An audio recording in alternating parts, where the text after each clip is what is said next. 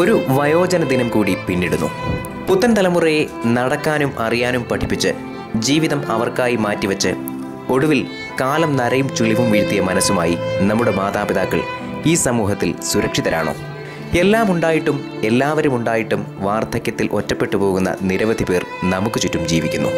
2007 കേന്ദ്ര ഗവൺമെൻറ് വയോജന നിയമം കൊണ്ടുവന്നു.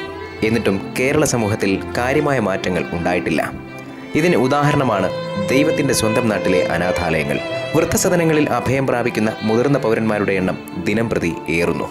ഇന്ന് അച്ഛനമ്മമാരെ അനാഥത്വത്തിലേക്ക് തള്ളിവിടുന്നവർ ഒന്നോർക്കുക, കാലം നിങ്ങളെയും വൃദ്ധരാക്കും. ഭൗതിക സാഹചര്യങ്ങൾക്ക് ഒട്ടും കുറവില്ലെങ്കിലും ജീവിതത്തിൽ ഒറ്റപ്പെട്ട് ആർക്കുവേണ്ടി ജീവിച്ചോ അവരാൽ അവഗണിക്കപ്പെട്ട് അഞ്ചൽ അർപ്പിത ആശ്രയ കേന്ദ്രത്തിൽ കഴിയുന്ന ചില അന്തേവാസികളുടെ മുഖങ്ങളിതാ.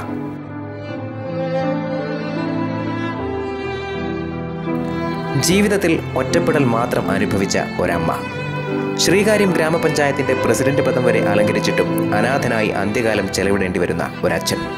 ഇവരൊക്കെ പാഠങ്ങളാണ്, എല്ലാ മക്കൾക്കുമുള്ള താക്കീതുകൾ. News bureau, Anchal.